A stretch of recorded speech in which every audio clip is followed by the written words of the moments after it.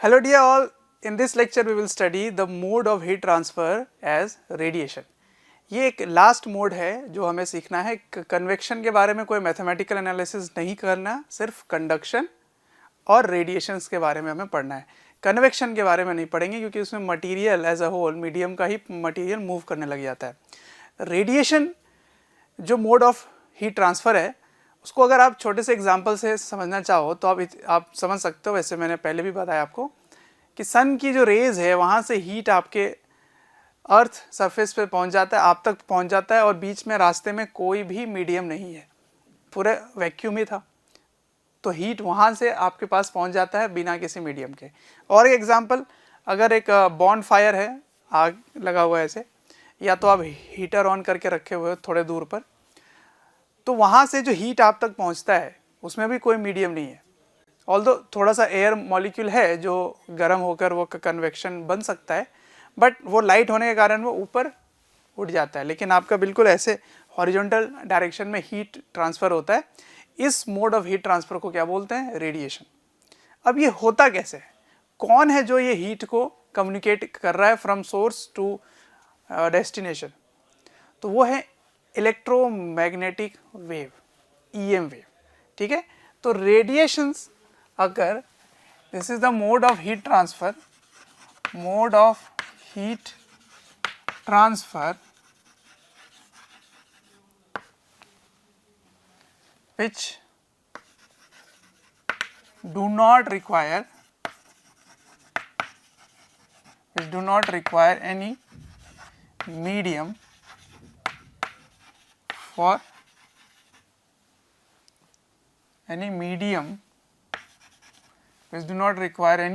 for heat transfer. ठीक है, this mode of heat uses electromagnetic wave for its propagation. ठीक है, electromagnetic wave जो होते हैं उसका बेस्ट एग्जांपल क्या है? Light. Light is an electromagnetic wave. अब ये इलेक्ट्रोमैग्नेटिक वेव क्या होता है सर?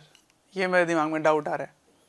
ठीक है, मैं थोड़ी सी चर्चा उस पर कर दूंगा, लेकिन कुछ प्रॉपर्टीज़ हैं EM वेव के जो मैं यहाँ पे लिख देता हूँ, जिसमें सबसे बड़ी पॉइंट ये है कि उसकी जो स्पीड है वो लाइट के स्पीड के अकॉर्डिंग मूव करते हैं. ऑल्दो मैंने कहा EM wave is also light, तो लाइट की स्पीड EM वेव की स्पीड ही हुई, तो उसकी स्पेक्ट्रम बहुत बड़ी है. और भी उसमें वेव्स होते हैं, केवल लाइट ही नहीं होता, और भी अलग अलग टाइप के EM वेव हैं, उनकी मैं स्पेक्ट्रम अभी बताता हूँ थोड़ी देर में. बट यहाँ मैं क्या कह सकता हूँ कि speed of propagation of EM wave is 3 × 10⁸ metre per second. ये है speed of propagation of wave. अच्छा ठीक है, उसके बाद it do not require any medium for its propagation, क्योंकि EM वेव की प्रॉपर्टी है. अब मैं आपको बताता हूँ EM वेव क्या है. EM वेव एक ऐसा वेव है इन विच EM वेव, जिसमें इलेक्ट्रिक एंड मैग्नेटिक फील्ड जो होते हैं वो वाइब्रेट करते हैं, वो ऑसिलेट करते हैं आपस में परपेंडिकुलरली. ठीक है, जैसे 3D में अगर मैं बात करूं तो अगर x डायरेक्शन में इलेक्ट्रिक फील्ड ऑसिलेट कर रहा है तो y डायरेक्शन में मैग्नेटिक फील्ड ऑसिलेट कर रहा होगा आपस में परपेंडिकुलर. ठीक है, और z डायरेक्शन में वो आगे बढ़ रहा होगा. हो सकता है ये विजुलाइज ना हो, पर कोई बात नहीं. इस EM वेव के बारे में डिटेल में एक चैप्टर हमारे पास है, एक डेडिकेटेड चैप्टर है EM वेव पे, जो चैप्टर जो 12th में हम लोग सीखेंगे. तो इसलिए बहुत ज़्यादा आपको परेशान होने की ज़रूरत नहीं है. सिर्फ इसकी दो बातें यूज़ करने वाले हैं. एक कि इसकी जो स्पीड है वो 3×10⁸ होता है, और दूसरा इसको मूव करने के लिए कोई मीडियम नहीं चाहिए, बस इतना काफ़ी है। उसके बाद हम लोग मेन रेडिएशन की ही बात करने वाले हैं। तो इसमें क्या होने वाला है कि electric and magnetic field oscillate perpendicular to each other, ठीक है, आपस में परपेंडिकुलरली वो ऑसिलेट कर रहे होते हैं, और इनकी जो प्रोपोगेशन है, यानी कि जब वो आगे बढ़ रहे होते हैं तो इन दोनों के परपेंडिकुलर डायरेक्शन में मूव कर रहे होते हैं। इसका मतलब 3D आपको व्यू लेना ही पड़ेगा। अगर x में इलेक्ट्रिक फील्ड है तो y में मैग्नेटिक फील्ड है, तो z के डायरेक्शन में वो आगे बढ़ रहे होंगे, ठीक है। तो इस तरह से होता है। तो इसकी स्पेक्ट्रम क्या है वो समझना बहुत इंपॉर्टेंट है। तो spectrum of EM wave,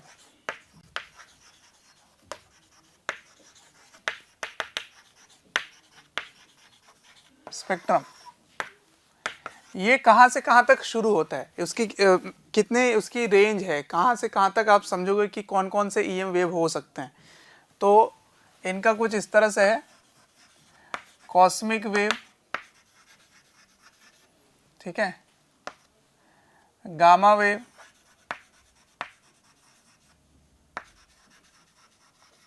X ray, जो एक्स रेज है वो भी है, ठीक है। उसके बाद अल्ट्रा वायलेट रेज, फिर आता है विजिबल लाइट, जो विजिबल लाइट आप देखते हैं, ठीक है, इंफ्रारेड रेज या इंफ्रारेड वेव, ठीक है। उसके बाद आता है माइक्रोवेव जो आपके घर में होता है, वो माइक्रोवेव ही एमिट कर रहे होते हैं, वो इलेक्ट्रोमैग्नेटिक वेव ही जनरेट कर रहे होते हैं, ठीक है। माइक्रोवेव, रेडियो वेव,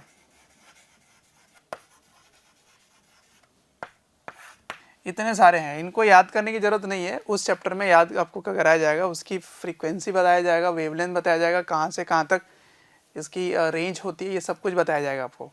तो क्योंकि ये सारे वेव्स हैं, ये क्या है, वेव्स हैं, तो ये वेव्स होने के कारण इट हैज़ 3 फीचर्स। क्या? It has wavelength that is lambda, it has frequency, इसको f से लिख देता हूँ, and also it has speed, इसको v से लिख देता हूँ। तो इनको आपस में रिलेट करने वाली इक्वेशन आपने पढ़ी होगी वेव चैप्टर में, 9th क्लास में भी पढ़ाया जाता है। तो इसमें क्या रिलेशन होता है, v equals to lambda f, जिसमें से v की वैल्यू आपको पता होगी, क्या है वो, c है, वो c मतलब speed of light, 3 × 10⁸ metre per second. तो ये वैल्यू आपको हमेशा पता होगा इन EM वेव, ठीक है, ये हमेशा c होगा। तो इनको आपस में इस तरह से रिलेट किया जा सकता है। तो इसका मतलब जो एनर्जी हमारे पास पहुंच रहा है ना, वो ये वेव कम्युनिकेट कर रहे हैं, ये जो वेव है इलेक्ट्रोमैग्नेटिक वेव, वो कम्युनिकेट कर रहे हैं। जैसे सन से आपके पास अगर रेज पहुंच रही है, तो वो रेज के अंदर एनर्जी रहता है, और वो एनर्जी हीट के फॉर्म में आपको मिलता है, और उसकी गर्माहट आपको फील होती है। बॉनफायर से जो हीट आ रहा है वो भी इलेक्ट्रोमैग्नेटिक वेव के थ्रू आ रहा है। तो सर इसमें से कौन सा स्पेक्ट्रम है जो मुझे कम्युनिकेट करके पहुंचा रहा है, तो इसकी जो रेंज है ना, मतलब इसकी जो स्पेक्ट्रम है, वो इनमें से सारे के सारे स्पेक्ट्रम उसमें होगी। कोई भी बॉडी अपने अंदर से, नेक्स्ट पॉइंट में वही सिखाने वाला हूँ, कोई भी बॉडी किसी भी टेम्परेचर में सारे वेवलेंथ एमिट करता है। वेवलेंथ, इस अगर मैं वेवलेंथ बोल रहा हूँ मतलब वेव के बारे में बात कर रहा हूँ, तो सभी वेवलेंथ, इसकी वेवलेंथ की रेंज कुछ और है, इसकी रेंज कुछ और है, इसकी कुछ ऐसे एटसेट्रा ऐसे है। लेकिन जो हीट वाले होते हैं ना, हीट वाले, वो इसी में लाई करता है, इसमें सबसे ज़्यादा लाई करता है। तो इसीलिए जितने भी रेडिएशन होता है, रेडिएशन का जो हीट मोड है, वो मैक्सिमम जो होते हैं वो इंफ्रारेड रेंज में होते हैं। इसीलिए जो हीट ट्रांसफ़र रेडिएशन के मोड में होता है उनको इंफ्रारेड रेडिएशन भी बोलते हैं, ठीक है। तो मैक्सिमम वाले इतने में होते हैं, ऑल्दो आप इनमें से कहीं भी ले जा सकते हो, बट मैक्सिमम जो हीट कम्युनिकेट करता है वो इंफ्रारेड रेंज में करता है। ठीक है, तो मैं क्या कह रहा था, नेक्स्ट पॉइंट आपको बताने वाला था कि किसी भी बॉडी की बात अगर करें तो वो हर टेम्परेचर में सारी वेवलेंथ एमिट करेगा, लेकिन कौन सा वेवलेंथ ज़्यादा होगा वो उसके टेम्परेचर पे डिपेंड करेगा। ठीक है, तो बॉडी का जो टेम्परेचर है वो बताता है कि किसकी प्रोपोर्शनेट ज़्यादा होगी, तो कौन कितने प्रोपोर्शनेट में है वो टेम्परेचर डिसाइड करेगा, और वो किस तरह से होगा आगे इस चैप्टर में हम लोग सीख लेंगे। Got it. तो ईएम वेव जो होंगे, ईएम वेव वो कम्युनिकेट करेंगे रेडिएशंस को, यानी कि हीट ट्रांसफर को। तो ये था इंट्रोडक्शन पार्ट। ठीक, चलो इसको कॉपी कर लो। तो आपने इंट्रोडक्शन समझ लिया, ईएम वेव होता है, लेकिन सवाल ये उठता है कि किसी भी बॉडी के अंदर ईएम वेव कैसे प्रोड्यूस हो सकता है। जैसे ईएम वेव प्रोड्यूस करने के लिए इलेक्ट्रिक और मैग्नेटिक फील्ड चाहिए, या इलेक्ट्रिक मैग्नेटिक फील्ड जो होते हैं वो आपस में प्रोपोगेट कर रहे होते हैं, तो ईएम वेव का प्रोपोगेशन होता है। पर किसी भी बॉडी के अंदर, जैसे मेरे अंदर रेडिएशंस हैं जो बाहर निकल रहे हैं, कोई भी बॉडी जो 0 केल्विन से ज़्यादा टेम्परेचर पे होगा वो सारे बॉडीज रेडिएशंस एमिट करेंगे। बट किसी बॉडी के अंदर से ईएम वेव कैसे निकल सकता है, या वो रेडिएशंस कैसे निकलता है ईएम वेव के थ्रू। तो मैं आपको बताता हूँ कि किसी भी मैटर के अंदर इलेक्ट्रॉनिक मूवमेंट हो रहा होता है। एक तो वो न्यूक्लियस के चारों तरफ घूम रहा है, एक मूवमेंट है। दूसरी मूवमेंट है वो वाइब्रेट कर रहा होता है ड्यू टू टेम्परेचर। अब टेम्परेचर ज़्यादा होगा तो ज़्यादा होगी वाइब्रेशन, तो वाइब्रेशन होने से उसमें एक्साइटेशन हो सकता है। फिर जब वो डी एक्साइटेशन होता है तो उससे रेडिएशंस निकलते हैं। ठीक है, तो अब आपके दिमाग में बिल्कुल डाउट नहीं होना चाहिए कि किसी भी बॉडी के अंदर ईएम वेव कैसे आया या उसमें कैसे प्रोड्यूस कर रहे हैं। आप सिंपल एक लाइन में समझो, टेम्परेचर है तो रेडिएशन निकलेंगे, और रेडिएशंस ईएम वेव के सारे स्पेक्ट्रम निकाल सकता है, सारे स्पेक्ट्रम, कॉस्मिक, अल्ट्रावायलेट, ये वो, एक्सरेज, कुछ भी निकल सकता है। इनफैक्ट सारे निकलते हैं, पर कौन सा ज़्यादा होगा वो टेम्परेचर पे डिपेंड करेगा। ठीक है, तो समझ आ गया, बॉडी के अंदर से ईएम वेव निकल रहे हैं। अब वो एनर्जी लेकर बाहर जाता है, जिसके कारण आपको टेम्परेचर किसी बॉडी का ज़्यादा फील होता है, वो गर्म फील होता है, या आप किसी हॉटर बॉडी से आपको गर्मी फील हो रही होती है। तो नेक्स्ट पार्ट में हम लोग ये डिस्कस करने वाले हैं। लेकिन फिलहाल मैं आपको इतना बता दूं कि अगर ईएम वेव से ही सारी चीज़ें हो रही हैं, और लाइट भी एक ईएम वेव है, तो लाइट की जो जो प्रॉपर्टीज़ थी, जो जो चीज़ें वो कर सकता था, हर वो चीज़ रेडिएशन भी करेगा। जैसे अगर एक बॉडी है, इस बॉडी में रेडिएशन गिर रहा है, ठीक है, रेडिएशन ऐसे आ रहा है यूं, तो इस बॉडी के अंदर जैसे लाइट का रिफ्लेक्शन होता है, तो इसमें भी रिफ्लेक्शन हो सकता है। उसके बाद लाइट का रिफ्रैक्शन होता है, तो इसमें भी हो सकता है, और एक एक्स्ट्रा होगा कि वो एब्जॉर्ब भी कर लेगा। ठीक है, तो 3 चीज़ें हो सकती हैं लाइट की अगर इंसिडेंट किया जाए। ये इंसिडेंट रेडिएशन है, इंसिडेंट रेडिएशन। तो इसका क्या क्या हो सकता है, एक तो हो सकता है कि ये रिफ्लेक्ट कर जाए। ठीक है, रिफ्लेक्ट, तो रिफ्लेक्शन हो सकती है। एक रिफ्रैक्शन हो सकता है, ठीक है, यहाँ से रिफ्रैक्शन हो सकता है, इसको बोलेंगे ट्रांसमिशन। क्या बोलेंगे, ट्रांसमिशन हो गया। ठीक है, और एक्स्ट्रा क्या हो सकता है यहाँ पर, ये इस चीज़ को एब्जॉर्ब कर सकता है इसके अंदर। ठीक है, तो 3 चीज़ें हो सकती हैं, absorb, reflection, absorption and transmission, 3 चीज़ें हो सकती हैं। ठीक, अब किसी भी बॉडी के एब्जॉर्प्शन का कितना पावर है, रिफ्लेक्शन का कितना पावर है, ट्रांसमिशन में कितना पावर है, वो उसके हीट पे डिपेंड करेगा कि कितनी हीट उसने एब्जॉर्ब करी, कितनी हीट उसने रिफ्लेक्ट करी, कितनी हीट उसने ट्रांसमिट की है। ठीक है, तो इसको आप रिफ्लेक्टिविटी, ट्रांसमिटिविटी और एब्जॉर्बिविटी में डिफाइन कर सकते हैं। जैसे नंबर 1 रिफ्लेक्टिविटी, ये क्या है, जितनी एनर्जी आपने इसको इंसिडेंट की थी वो Q इंसिडेंट था,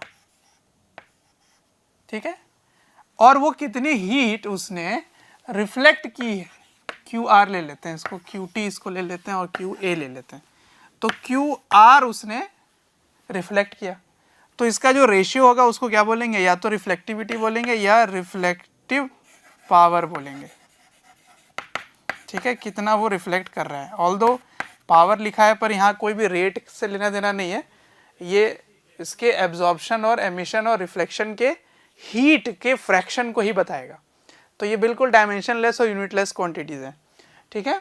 उसी तरह से एब्जॉर्प्टिविटी क्या होगी, एब्जॉर्प्टिविटी क्या होगी, या एब्जॉर्प्टिव पावर, कितनी हीट उसने एब्जॉर्ब की है, जिसमें से आपने इंसिडेंट किया था उसमें से कितना इसने एब्जॉर्ब किया है। और उसी तरह से ट्रांसमिशन क्या होगा, ट्रांसमिटिविटी टी को कैसे बोलेंगे, कितना ट्रांसमिट हुआ अपॉन कितनी इंसिडेंट हुई है। अब अगर तीनों को जोड़ दिया जाए A plus R plus T, तो उसका क्या वैल्यू आएगा, देख लो, रिफ्लेक्शन, एब्जॉर्प्शन और ट्रांसमिशन तीनों को अगर आप जोड़ दोगे तो टोटल एनर्जी जो इंसिडेंट हुआ उसी के तो इक्वल हो जाएगा, तो इसका मतलब इसका आंसर क्या आना चाहिए, 1 आना चाहिए, ठीक है। तो ये तभी होगा जब आप जब आप इंसिडेंट कर रहे होंगे किसी भी बॉडी में, तो रेडिएशन अगर इंसिडेंट होता है तो उस रेडिएशन को एक बॉडी 3 चीज़ों में इसको डिस्ट्रीब्यूट कर सकता है, या तो वो रिफ्लेक्ट, या वो ट्रांसमिट, या वो एब्जॉर्ब, या सारी चीज़ें कुछ ना कुछ कर रहा होगा, एक प्रोपोर्शन में कर रहा होगा, थोड़ी परसेंटेज एब्जॉर्प्शन की होगी, थोड़ी परसेंटेज रिफ्लेक्शन की होगी, थोड़ी ट्रांसमिशन की हो सकती है।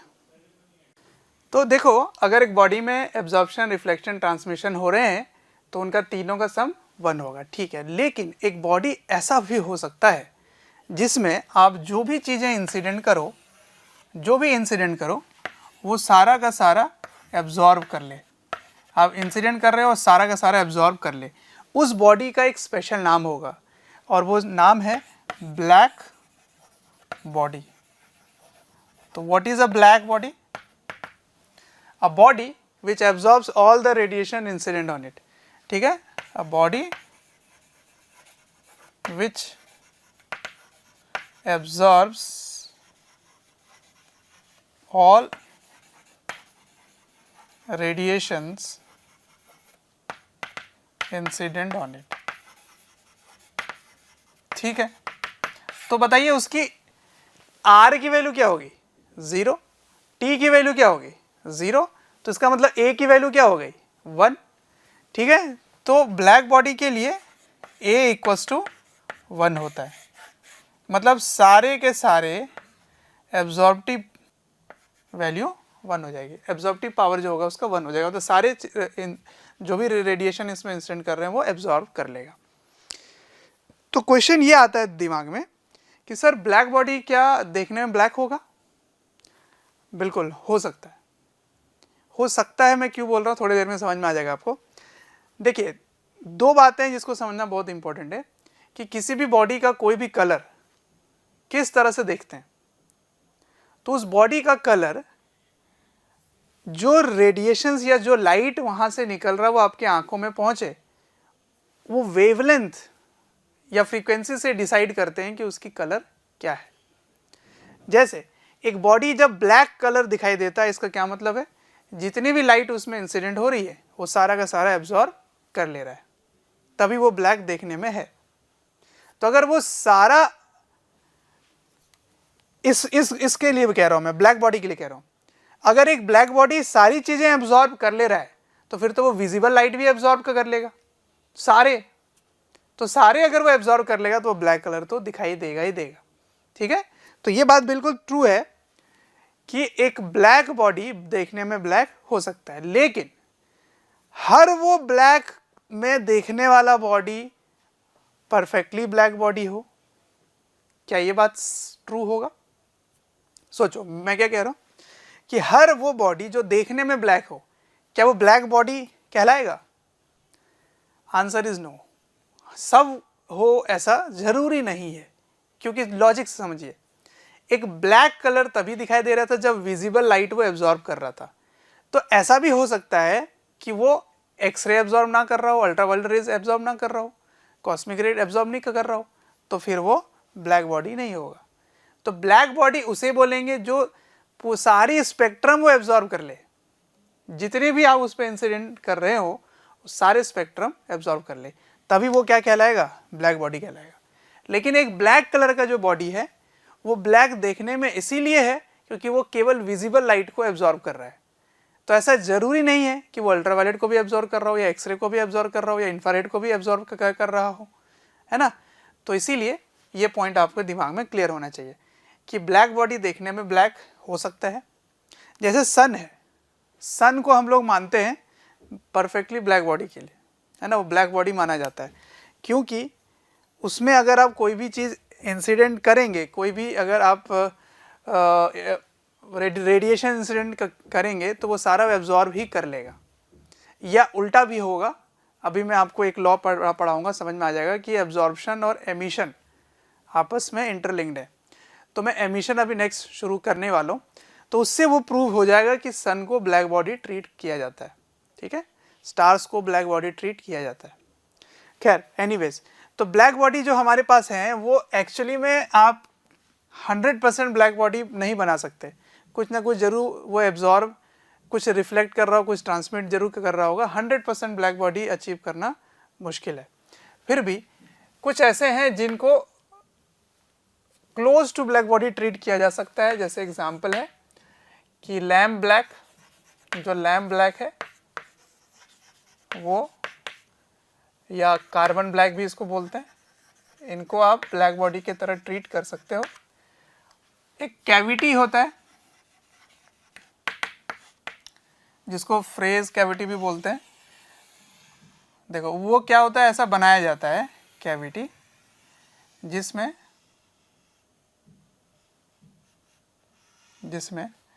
यहाँ पर अगर एक ऐसे बना दिया ये नॉच, और अगर ये लाइट आ रही है ना इस तरह से इंसिडेंट हो रही है, तो ये रिफ्लेक्ट हो सकता है, यहाँ कुछ रिफ्लेक्ट हो, फिर इधर चला जाए, फिर ऐसे जाए, फिर ऐसे जाए, ऐसे जाए, तो हर बार ये ना इस पर ट्रैप हो जाएगा, ये जो रेडिएशन है वो ट्रैप हो जाएगा।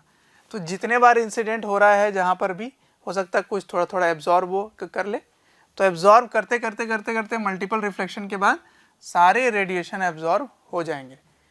तो इसको हम लोग बोल सकते हैं कि ये ब्लैक बॉडी की तरह काम कर रहा है, ठीक है। तो ये कुछ ऐसे एग्जाम्पल हैं जिनको आप टेक्निकल डेफिनेशन में सेट कर सकते हो।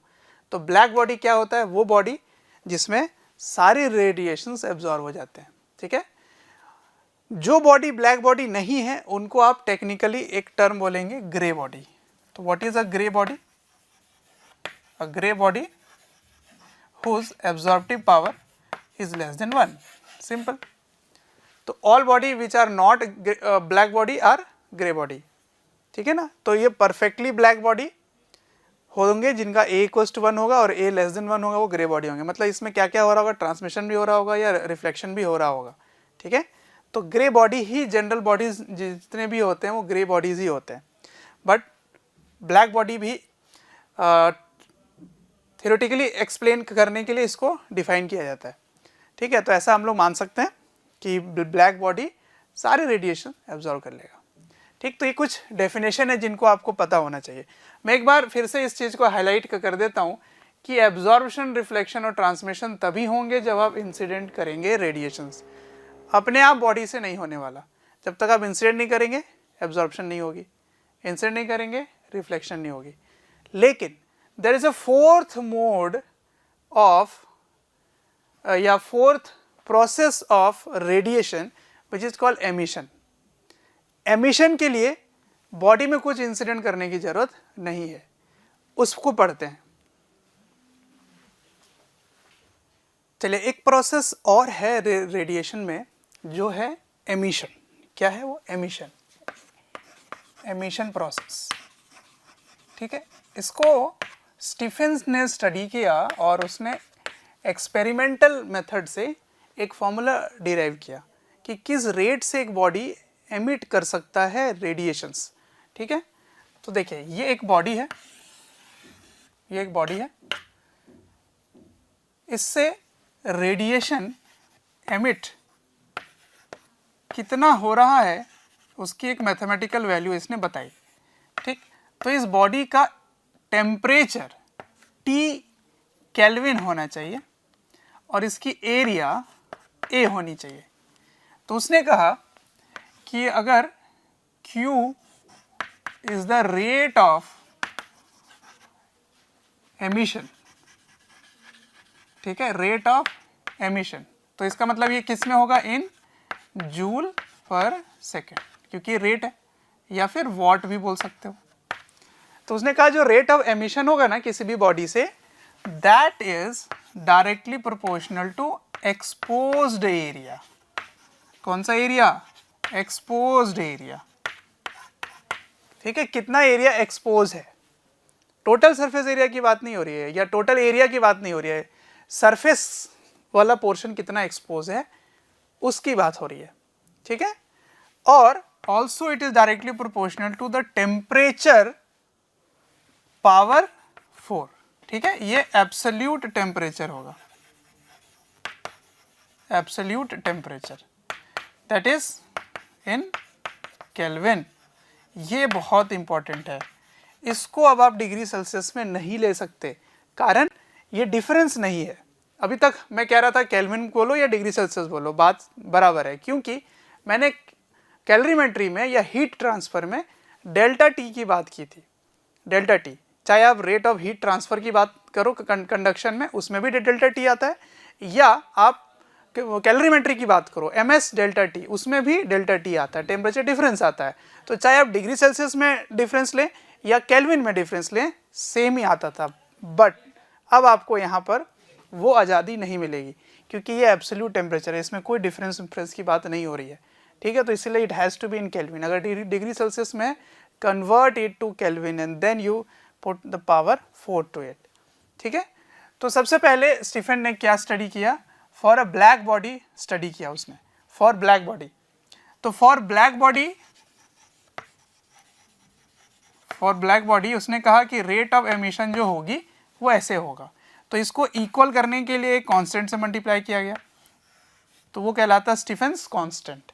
तो sigma A T to the power 4, ये आ गया आपका फॉर्मूला फॉर ब्लैक बॉडी। ये ब्लैक बॉडी के लिए ये फॉर्मूला है, जिसमें सिग्मा क्या बोलेंगे, एक कांस्टेंट है जिसकी वैल्यू है 5.67 into 10 to the power -8, that is called Stefan's constant. Stefan's constant.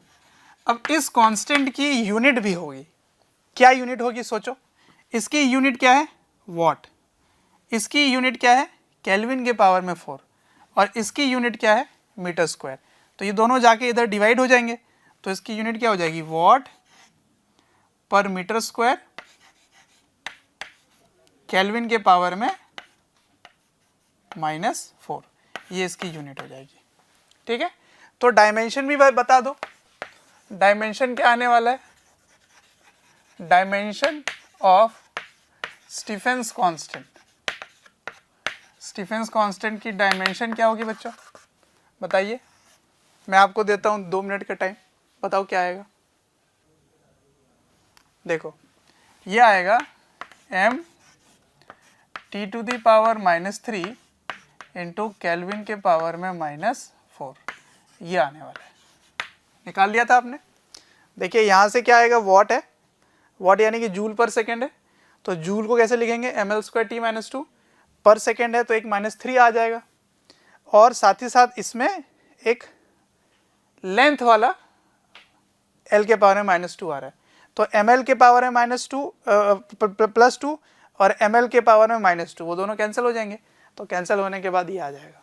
ठीक है, तो this is the dimension of Stefan's constant. चलो ठीक है, तो ये तो ब्लैक बॉडी की कहानी थी, लेकिन जनरल बॉडी के लिए जो कि हमारे इस पूरे चैप्टर में उसी की बात होगी, for grey body, for grey bodies इससे कम हीट एमिट होने वाला है। तो इसके तुलना में थोड़ा कम होगा। कितना टाइम्स कम होगा?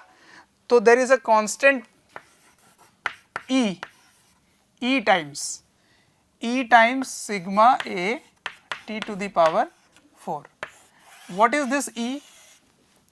E is called emissivity. क्या कहलाता है? एमिसिविटी कहलाता है। एमिसिविटी क्या है? जैसे रिफ्लेक्टिविटी था, ट्रांसमिटिविटी था, है ना, एब्जॉर्प्टिविटी था, उसी तरह से एमिसिविटी होगा। अब इसकी डेफिनेशन कुछ इस तरह से है कि अगर आप ब्लैक बॉडी के तुलना में किसी भी गिवन बॉडी का एमिशन निकाल रहे हैं, वो उसका रेशियो होगा। ठीक है, तो अगर एक ब्लैक बॉडी ले रहे हो उतने ही एरिया का, उतने ही टेम्परेचर पे, तो ब्लैक बॉडी जितनी एमिट करता उसके तुलना में ये बॉडी कितना एमिट कर रहा है उसकी मेजरमेंट ई है। ठीक है, तो इसको लिखोगे radiant energy emitted by a body divided by radiant energy emitted by a black body of same area and temperature.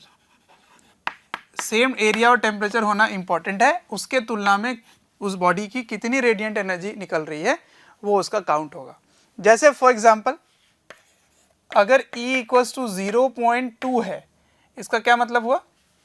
इसका मतलब हुआ कि ब्लैक बॉडी के तुलना में वो, देखो इसको क्या लिखोगे, 2/10 यानी कि 1/5, तो 1/5 एनर्जी रेडिएट करेगा in the form of emission.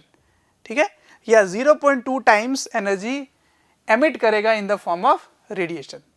तो E के टर्म में आपको ये पता होना चाहिए, और E की कोई भी यूनिट नहीं होगी, कोई भी डायमेंशन नहीं होगा।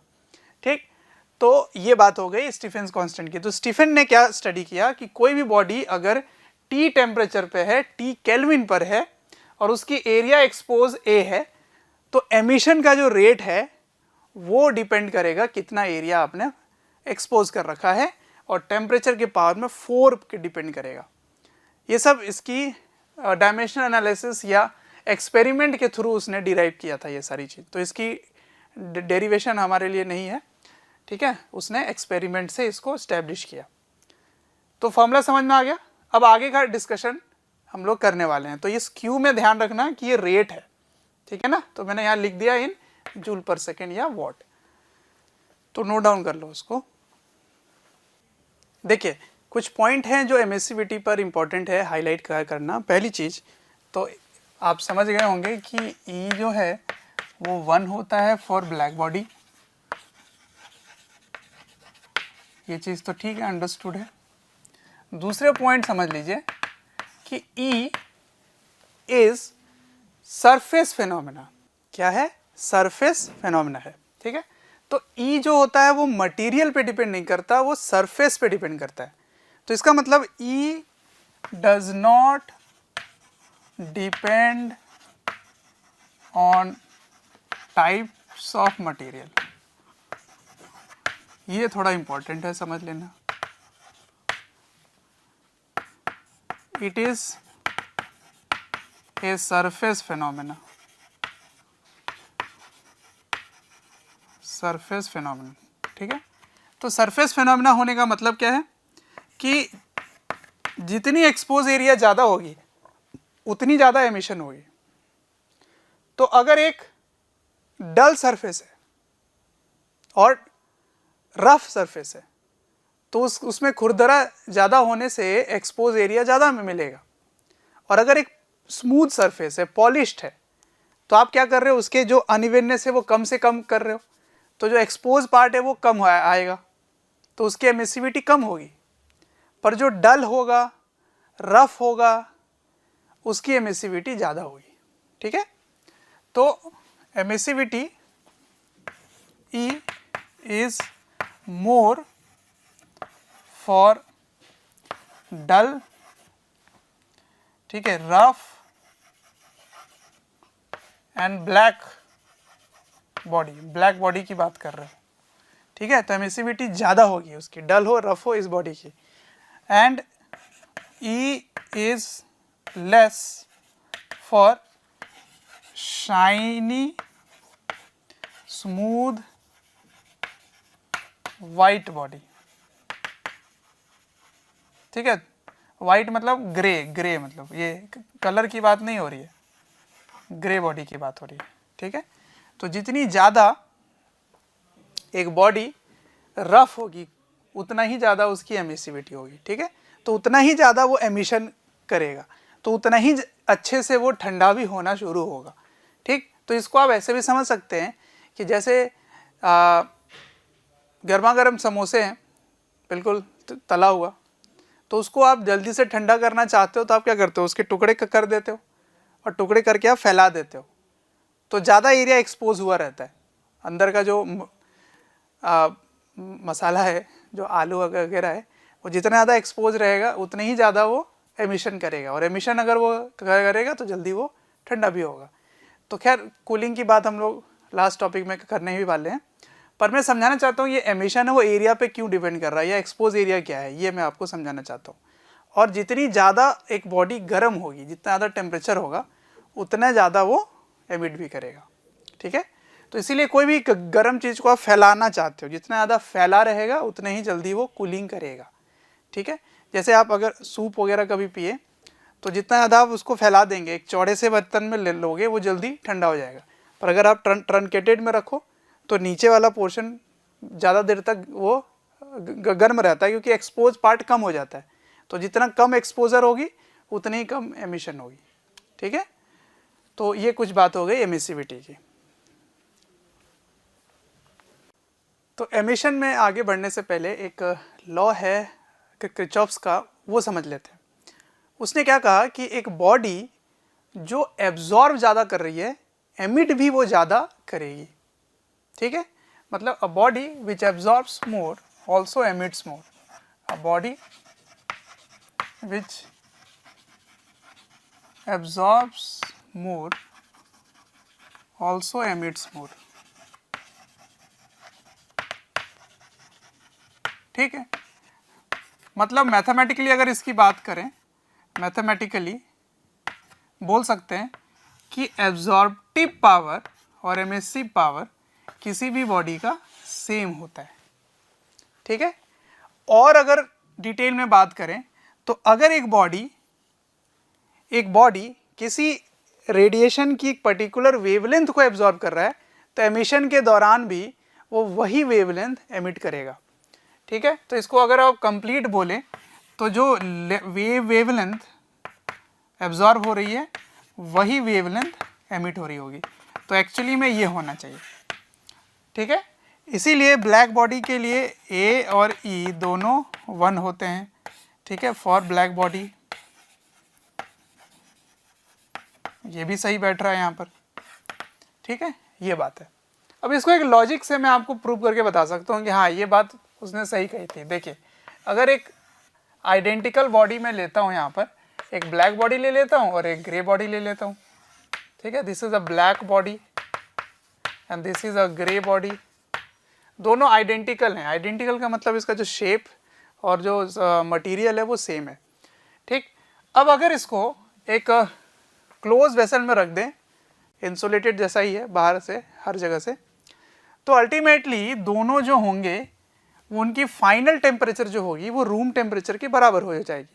मतलब इसको आप हीट करके लाए, इसको भी हीट करके लाए, तो अल्टीमेटली वो दोनों लूज करने वाले हैं हीट को, और अल्टीमेटली दोनों का टेम्परेचर रूम टेम्परेचर के बराबर हो जाएगा। तो समझो ये अगर ब्लैक बॉडी था तो ये एब्जॉर्ब ज़्यादा कर रहा था, है ना, कहाँ से, सराउंडिंग के हीट को वो एब्जॉर्ब भी कर रहा था, और क्योंकि उसके अंदर टेम्परेचर है तो वो एमिट भी कर रहा होगा। तो एक समय बाद जब इक्विलिब्रियम एस्टैब्लिश हो गया, रूम के साथ इक्विलिब्रियम एस्टैब्लिश हो गया, तो अगर वो एब्जॉर्ब ज़्यादा कर रहा है तो उसको एमिट भी ज़्यादा करना पड़ेगा, नहीं तो फिर टेम्परेचर बॉडी का सेम नहीं रहेगा, फिर तो वो टेम्परेचर उसकी राइज हो जाएगी। इसका मतलब वो ज़्यादा रेट से अगर एब्जॉर्ब कर रहा था तो एमिशन भी ज़्यादा कर रहा होगा, तो जो एब्जॉर्प्शन पावर होगी वही एमिशन पावर होगी। ठीक है, तो ये प्रूव हो गया यहाँ से छोटे से एग्जाम्पल से। नहीं तो इसका टेम्परेचर बढ़ जाता। ठीक है, तो कोई भी बॉडी हर समय अगर टेम्परेचर ग्रेटर देन 0 केल्विन है तो वो एमिट करेगा हमेशा, ठीक है ना, और सारी वेवलेंथ एमिट करेगा। पर कौन सा वेवलेंथ ज़्यादा होगा कि कितने प्रोपोर्शन में होगा वो किस पे डिपेंड करेगा, टेम्परेचर पे डिपेंड करेगा। ये पॉइंट मैंने पहले ही बताया आपको। अब यहाँ पर एक बड़ा ही इंटरेस्टिंग पॉइंट समझ में आता है कि किसी भी बॉडी का कलर जो ब्लू है, ब्लैक है, रेड है, वो किस फेनोमेनन से दिखाई देता है। जैसे ये डार्क ब्लू है तो ये ब्लू कलर क्यों आपको दिख रहा है, ये येलो क्यों दिख रहा है, क्योंकि इस पर जो विजिबल लाइट इंसिडेंट हो रही है, विजिबल लाइट जो इंसिडेंट हो रही है उससे येलो लाइट रिफ्लेक्ट हो रहा है, जिसके कारण आपके आंख में पहुंच रहा है और आप येलो कलर डिस्टिंग्विश कर पा रहे हैं। बाकी सारे वेवलेंथ को वो एब्जॉर्ब कर ले रहा है और सारे बाकी येलो कलर को केवल रिफ्लेक्ट कर रहा है। तो ये रिफ्लेक्शन के फिनोमिनन से आप किसी भी बॉडी का कलर देखते हैं, ना कि एमिशन से। तो एमिशन और रिफ्लेक्शन दो अलग अलग पॉइंट है, इस पॉइंट से आपको क्लियर होना चाहिए। लेकिन एमिशन से अगर आपको कोई चीज़ कलर में दिख रहा है तो वो दिखेगा इसलिए क्योंकि एमिशन होने के कारण जो एनर्जी बाहर निकल रही है, जो ईएम वेव बाहर निकल रही है, अगर वो आपके विजिबल रेंज में हुआ तभी आप वो कलर देख पाएंगे। जैसे मैंने कहा कि मेरे बॉडी से भी रेडिएशन बाहर आ रहा है पर आपको क्यों नहीं दिख रहा, क्योंकि वो विजिबल रेंज में नहीं है। तो हमारे आँख से वो चीज़ आप हमारी जो आँख है उसकी एक लिमिटेशन है कि विजिबल रेंज की जो वेवलेंथ है उनको ही वो देख पाता है, सारी वेवलेंथ को नहीं देख पाता। ठीक है, तो अब हीटर की बात अगर मैं करता हूँ, रूम हीटर में आप देखना कि जब भी आप उसको ऑन करते हैं और अगर आप रूम को डार्क कर दें तो ये जो कलर आपको येलो दिखाई दे रहा है ये दिखाई नहीं देगा येलो, क्योंकि इसमें कोई विजिबल लाइट ही नहीं आ रहा है, तो वो रिफ्लेक्ट क्या करेगा। लेकिन उसी डार्क रूम में अगर आप वो हीटर ऑन करें, रूम हीटर, तो उसकी फिलामेंट जो है वो इनिशियली रेड दिखाई नहीं देती है क्योंकि उसका टेम्परेचर उतना नहीं होता है। ठीक है, पर धीरे धीरे जैसे जैसे टेम्परेचर बढ़ता जाता है वो हीट होना शुरू होता है तो रेड कलर से देखना शुरू होता है, फिर वो रेड ऑरेंज से येलो भी कन्वर्ट होना शुरू हो जाता है। लेकिन बाहर से कोई लाइट ऑन नहीं किया आपने, फिर भी आपको वो कलर दिखाई दे रहा है। तो एमिशन प्रोसेस से अगर कलर दिखाई दे उस समय लाइट को इंसिडेंट, विजिबल लाइट को इंसिडेंट होने की ज़रूरत नहीं है, वो एनर्जी एमिशन के थ्रू दिखता है। तो जो नॉर्मल व्यूइंग आप डेली वर्ल्ड में देख रहे हो that is due to reflection, not due to emission. और एमिशन के लिए लाइट का उसमें इंसिडेंट होना, वाइट लाइट का इंसिडेंट होना जरूरी नहीं है। ठीक है, किसी भी समय में आप उसके कलर को देख सकते हैं। ठीक है, तब इसके पॉइंट से आप क्या समझे कि अगर एक वाइट कलर का एक बॉल को लेकर, वाइट कलर के बॉल को लेकर आप इसको हीट करके डार्क रूम में ले जाएं, तो पहले बताओ ये वाइट क्यों दिख रहा है आपको, क्योंकि ये सारे वेवलेंथ रिफ्लेक्ट कर रहा है। अगर इसको गर्म करके आप डार्क रूम में ले जाएं तो डार्क रूम में लाइट इंसिडेंट वाला तो कुछ भी नहीं दिखेगा, लेकिन ये इसकी जो वेवलेंथ इस पे इंसिडेंट हो रही थी वो सारा का सारा वो एब्जॉर्ब कर रहा था। तो क्योंकि उसकी एब्जॉर्प्शन जिस वेवलेंथ की हो रही है उसी वेवलेंथ को वो एमिट भी करेगा। तो सोचो जब इसको गर्म करके आप ले जाओ तो इसने एब्जॉर्ब क्या किया था, कुछ भी एब्जॉर्ब नहीं किया था, क्योंकि अगर ये वाइट है तो सारी वेवलेंथ को वो रिफ्लेक्ट ही कर रहा है, एब्जॉर्ब कुछ भी नहीं कर रहा। तो जब इसको समय मिलेगा, मौका मिलेगा एमिट करने का, तो वो कुछ भी एमिट नहीं करेगा। तो सोचो डार्क रूम में इसी को गर्म करके ले जाओ और देखो तो कौन सा कलर नजर आएगा, ब्लैक नजर आएगा। लॉजिक समझ में आया? लॉजिक क्या है फिर से मैं आपको बताता हूँ। ये बॉडी वाइट इसलिए दिखाई दे रहा था क्योंकि वो सारी वेवलेंथ को रिफ्लेक्ट कर रहा है, एब्जॉर्ब कुछ भी नहीं कर रहा। तो जब ये गर्म इसलिए कह रहा हूँ क्योंकि फिर एमिशन होगी, तो इसको गर्म करके अगर डार्क रूम में ले जाओ, डार्क रूम इसलिए कह रहा हूँ क्योंकि बाहर से कोई लाइट आपने इंसिडेंट नहीं किया, तो वो एमिशन जब वो करेगा तो कुछ भी एमिट नहीं करेगा क्योंकि उसने कुछ भी एब्जॉर्ब नहीं किया था। तो बिकॉज उसकी एब्जॉर्बिविटी कोई भी वेवलेंथ की नहीं थी, इसलिए एमिसिविटी कोई भी वेवलेंथ की नहीं होगी। उसकी वाइट कलर दिखने की जो रीज़न है वो रिफ्लेक्शन सारी वेवलेंथ का था, पर हम तो एब्जॉर्प्शन की बात कर रहे हैं। तो if white colour is heated and taken into dark room, then the color which it appears is black color. Similarly मैं रिवर्स करूं, अगर मैं ब्लैक कलर के बॉल को हीट करके कहाँ ले जाऊं, डार्क रूम में, तो बताओ ये ब्लैक क्यों नजर आ रहा था, इस पे जो भी लाइट इंसिडेंट हो रही है वो सारा एब्जॉर्ब कर ले रहा है, तो जब उसको एमिट करने का मौका मिलेगा तो सारी वेवलेंथ एमिट वो करेगा, तो अगर सारी वेवलेंथ एमिट करेगा तो आपको कलर क्या नजर आएगी, वाइट, तो ये वाइट नजर आएगी। ठीक है, समझ आ रहा है लॉजिक। तो यही होता है कि कभी भी आप हीटेड बॉडी को आप कलर वाइज देखते हैं, that is because of emission. ठीक है, तो अगर आप कोई भी कलर पहचानना चाहो, जैसे एक मुंस्चल व्हील होता है, उसके अकॉर्डिंग आप इसको पता कर सकते हो। ठीक है, तो कुछ ऐसा होता है, वीप ग्योर होता था ना, उसमें आई हटा दो, तो वीप ग्योर ऐसा होता है। ठीक है, तो मान लो ये एक बॉडी है जो वायलेट कलर आपको दिखाई दे रहा है, तो वो रिफ्लेक्शन के कारण दिखाई दे रहा है, इसका मतलब वो एब्जॉर्ब क्या कर रहा है, बाकी सारी वेवलेंथ एब्जॉर्ब कर रहा है, तो जब वो एमिट करेगा तो उसकी कलर क्या नजर आएगी, येलो। ठीक है ना, तो एमिशन में इसको येलो नजर आएगा और रिफ्लेक्शन में इसको वायलेट नजर आएगा, या कॉन्वर्स इज ऑल्सो ट्रू। कोई बॉडी अगर येलो कलर का है तो उसको हीट करके अगर डार्क रूम में ले जाओ तो उसकी कलर क्या नजर आएगी, वायलेट। ठीक है, कोई बॉडी अगर ब्लू कलर का है, उसको हीट करके डार्क रूम में ले जाओ तो वो कौन सा कलर नजर आएगा, ऑरेंज। रेड का कलर की है तो वो कौन सा नजर आएगी, ग्रीन। अगर ग्रीन कलर का बॉडी है, उसको हीट करो और डार्क रूम में ले जाओ तो कौन सा कलर नजर आएगा, रेड। तो किसी भी बॉडी का कलर किस पे डिपेंड कर रहा है, दो फैक्टर पे, रिफ्लेक्शन एंड एमिशन। पर जो नॉर्मल व्यूइंग होता है, जो भी आप डेली वर्ल्ड में देख रहे हो, that is not due to emission but that is due to reflection. तो रिफ्लेक्शन, वो कलर वो रिफ्लेक्ट करेगा, वही कलर आपको दिखाई देगी, मतलब बाकी सारी वेवलेंथ वो एब्जॉर्ब कर लेगा, और एमिशन के दौरान जो एब्जॉर्ब किया था वही सारी वेवलेंथ वो एमिट करेगा। तो body which absorbs more also emits more, और जिस वेवलेंथ को वो एब्जॉर्ब करेगा, मैक्सिमम वेवलेंथ को, उन्हीं वेवलेंथ को वो एमिट भी करेगा। यही कहना था किरचॉफ साहब का। ठीक है, तो इसी थ्योरी को यूज करेंगे आगे और समझेंगे कि कोई बॉडी गर्म हो रहा है या ठंडा हो रहा है, कैसे समझेंगे उसको, तो उसके लिए ये काफ़ी काम में आने वाला है।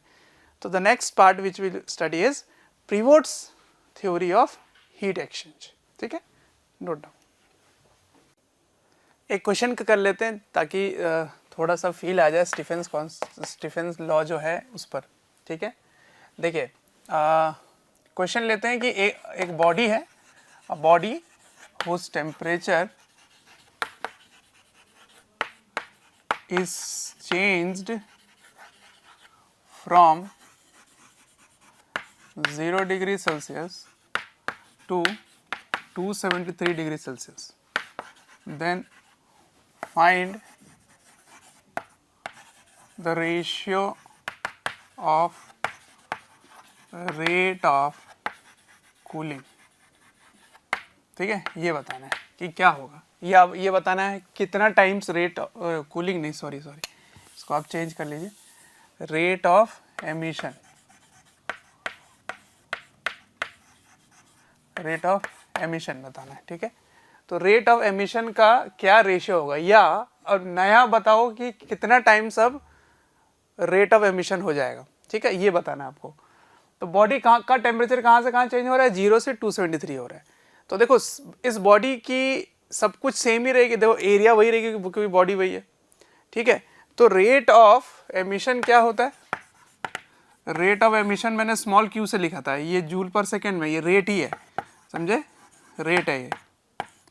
तो rate of emission is emissivity E times sigma A T to the power 4।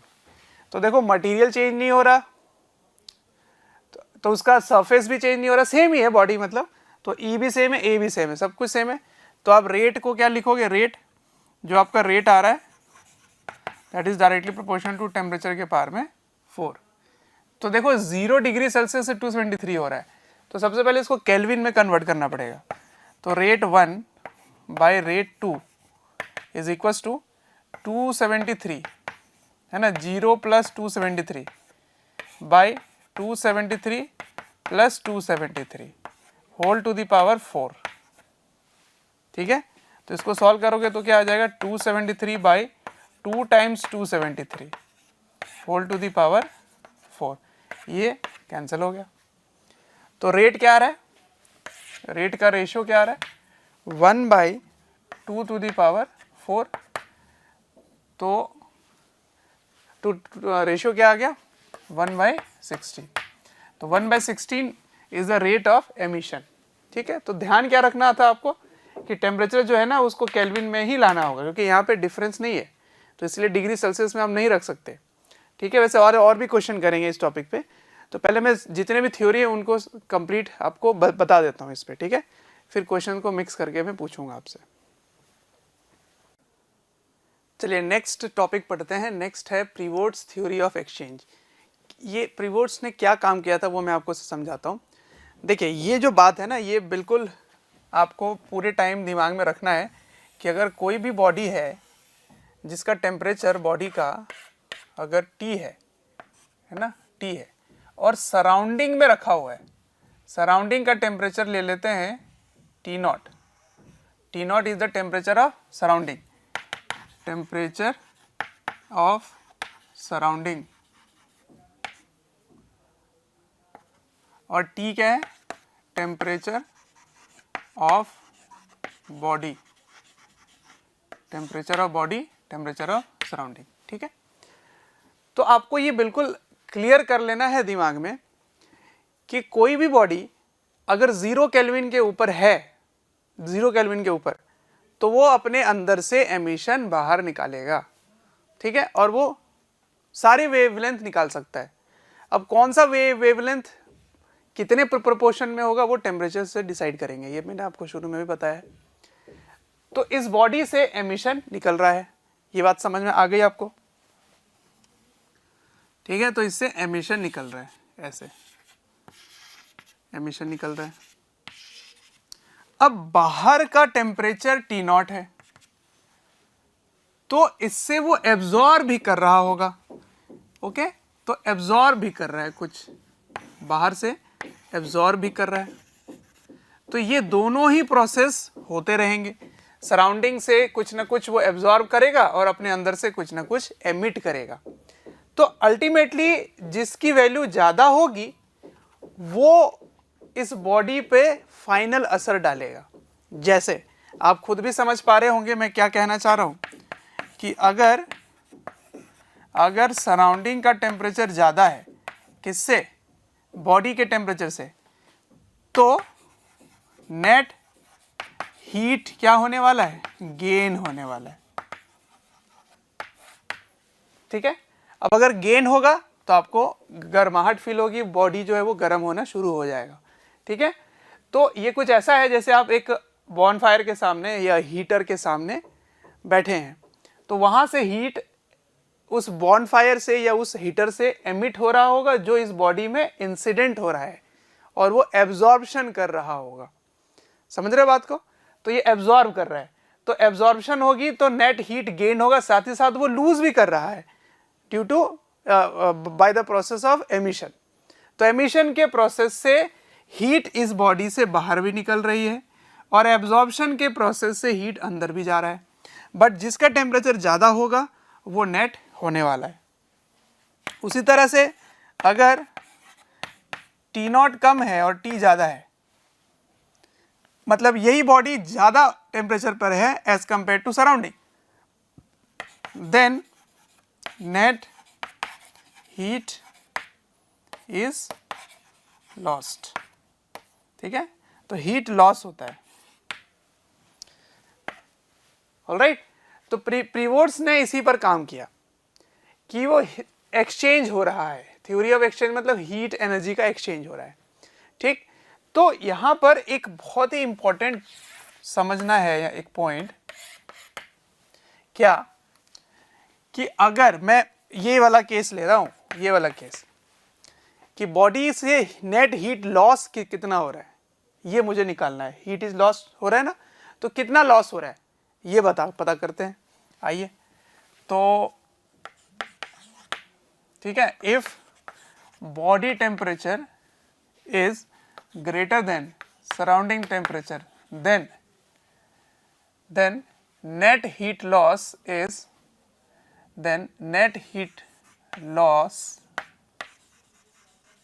ये रेट है, ध्यान रखना, मैं स्मॉल क्यू रेट के लिए यूज कर रहा हूं इस पूरे टॉपिक में, ओके। तो rate of heat loss net क्या होगा, आपने जो एब्जॉर्ब किया वो कम किया और एमिट जो किया वो ज्यादा किया, तो Q emitted minus Q absorb, यही होगा ना। ये सारे रेट है, ओके, डोंट गेट कंफ्यूज, ये रेट है। तो what is the rate of heat loss, what is the rate of heat loss, तो rate of heat loss is emission. तो इस बॉडी का एमिसिविटी E है, ओके, एरिया A है, sigma है, और बॉडी का टेम्परेचर क्या है T⁴, ओके।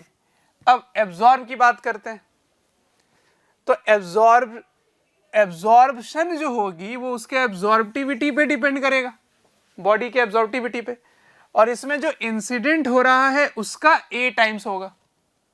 तो कितनी एनर्जी इस पे इंसिडेंट हो रही है वो डिपेंड करेगा इस सराउंडिंग के टेम्परेचर पे। तो सराउंडिंग के टेम्परेचर से जो एमिशन हो रहा है, इससे जो एमिशन हो रहा है उसकी वैल्यू क्या होगी, तो उसकी वैल्यू होगी, क्योंकि इतने में ही आपका इंसिडेंट हो रहा है, इतने में ही हो रहा है, तो इतने में टोटल एरिया आप लेके चलोगे, तो A सिग्मा T0 के पावर में 4, तो ये एनर्जी इंसिडेंट हो रही है, ठीक है, इंसिडेंट रेडिएशन। तो इंसिडेंट एनर्जी रेट है ये, ओके। तो ये इंसिडेंट हो रहा है, उसका A टाइम्स वो एब्जॉर्ब कर रहा है। तो बस सराउंडिंग का टेम्परेचर क्योंकि चेंज नहीं हो रहा है, ओवरऑल कांस्टेंट ले रहे हैं, इसीलिए इसकी एमिसिविटी भी 1 ले लिया गया है, ठीक है। तो ये वाली जो वैल्यू है सराउंडिंग के लिए वो 1 है, E की वैल्यू 1 है, तो इतना आपने इंसिडेंट किया और उसके A टाइम्स बॉडी एब्जॉर्ब करने वाला है, ठीक। अब सुनो, अकॉर्डिंग टू किरचॉफ्स लॉ, क्या मैंने बताया कि एमिसिविटी और एब्जॉर्बिविटी दोनों बराबर होता है, तो A is equals to E होगा फॉर अ गिवन बॉडी।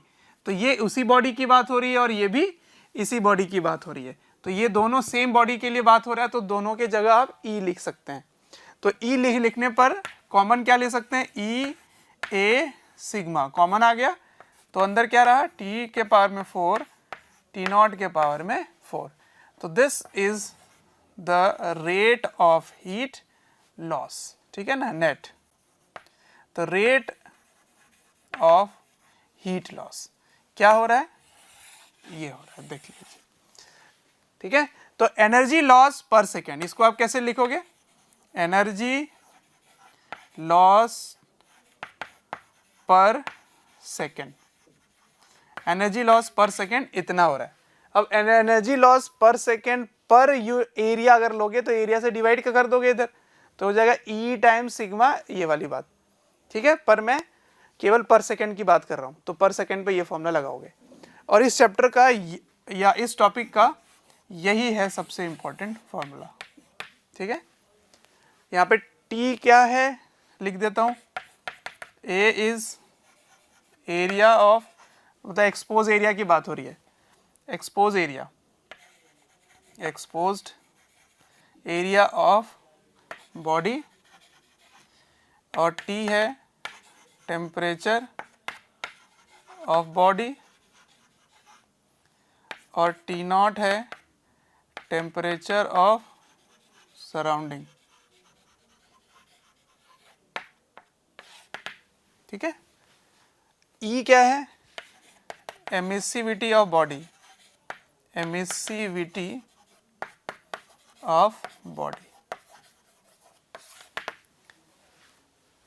तो ये बहुत ही इंपॉर्टेंट फॉर्मूला है इस चैप्टर के लिए। तो आप समझ गए होंगे कि किसी भी बॉडी से नेट लॉस कितना होने वाला है, due to emission, this is due to emission. तो एमिशन से बॉडी से जो लॉस होगा वो एक्चुअली में ये नहीं होता है, कहाँ गया ये वाला केवल नहीं होता है, जो स्टीफेंस ने बोला था केवल वो नहीं है, क्योंकि at the same time it is also absorbing some radiation from the surrounding. तो सर जैसे आप अगर रूम में हो तो रूम में जो एयर है या जो वॉल्स हैं उनमें से भी रेडिएशन आपके बॉडी में गिर रहा है और आपके बॉडी से भी रेडिएशन बाहर जा रहा है। तो सारा एमिशन इतना नहीं होगा, कुछ आप एब्जॉर्ब भी कर रहे हैं, उसको माइनस करना पड़ेगा आपको, तभी जाके नेट लॉस आएगा। Got it? तो ये होता है net loss of radiant energy. ठीक है, इसको कॉपी कीजिए। चलिए अब नेक्स्ट पॉइंट को आप समझिए। मैंने कहा कि बॉडी से नेट हीट लॉस हो रहा है ना, बॉडी से हीट निकल रहा है। तो अगर हीट निकलेगा तो हमने कैलोरीमेट्री में क्या पढ़ा है कि हीट एक्सट्रैक्ट करने से उसकी टेम्परेचर फॉल होने लग जाती है। तो अगर वो फॉल हो रहा है तो मैंने हीट का रेट बताया, तो फिर कूलिंग का भी रेट हम निकाल सकते हैं कि किस रेट से कूल हो रहा है ना। तो next point which you have to understand is rate of cooling. ठीक, तो फिर से उसी पॉइंट को जरा देख लेते हैं। ये बॉडी है, बॉडी का टेम्परेचर T है और सराउंडिंग टेम्परेचर T0 है, लेकिन अब एक्स्ट्रा हमें जानकारी देना पड़ेगा कि इसका मास और स्पेसिफिक हीट कैपेसिटी बताना पड़ेगा। ठीक है, तो देखिए net heat loss, net rate of heat loss क्या आया था, मैंने लिखा था Q को क्या लिखा था, Q लॉस क्या लिखा था, E A सिग्मा T के पावर में 4 माइनस T0 के पावर में 4, यही तो लिखा था। तो इसको मैं ऐसे भी तो लिख सकता हूँ, ये इस चीज़ को ऐसे भी लिख सकता हूँ कि this is dQ by dt, क्योंकि ये रेट है ना, तो रेट को मैं Q लिख रहा था ताकि इतना सारा टर्म लिखना ना पड़े। तो E A सिग्मा T के पावर में 4 माइनस T0 के पावर में 4, तो इस रेट से हीट लॉस हो रहा है, मतलब इस बॉडी से हीट एक्सट्रैक्ट हो रही है इस रेट से। तो अब यहां से आप लगा सकते हैं, क्या लगा सकते हैं, तो कैलोरीमेट्री वाला फॉर्मूला लगा सकते हैं।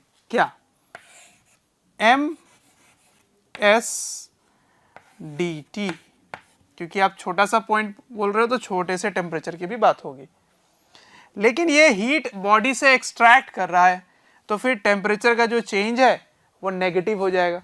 तो कूलिंग की बात अगर करोगे तो यहाँ एक माइनस भी लगाना पड़ेगा, तो माइनस और ये dt, यहाँ पे dt आ गया। ठीक है, तो dq की जगह ms dt और डिनोमिनेटर में dt है तो ये भी dt आ गया। तो that is equals to E A sigma T के पावर में 4 माइनस T0 के पावर में 4। अब आपको क्या चाहिए, रेट ऑफ कूलिंग चाहिए। तो कूलिंग का रेट इस फॉर्म फैक्टर से पता चलेगा, D capital T by dt, और इसमें एक माइनस भी रहना चाहिए तभी उसको कूलिंग की बात करोगे।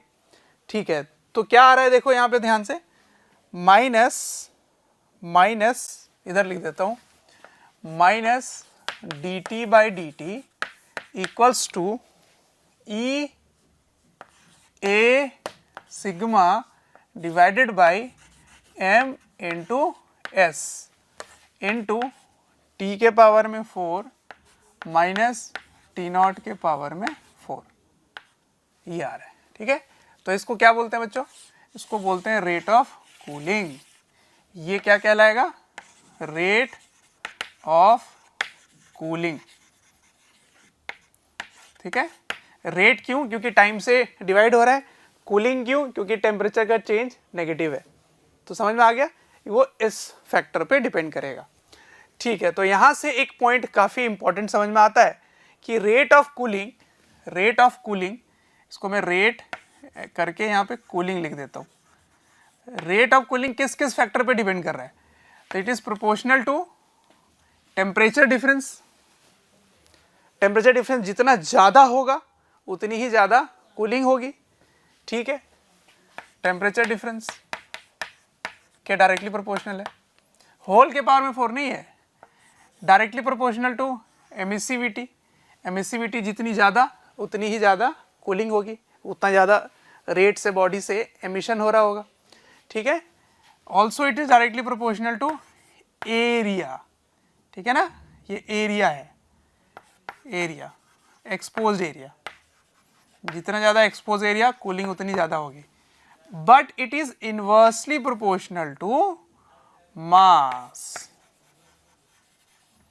and it is inversely proportional to specific heat capacity, या आप कह सकते हैं it is inversely proportional to heat capacity,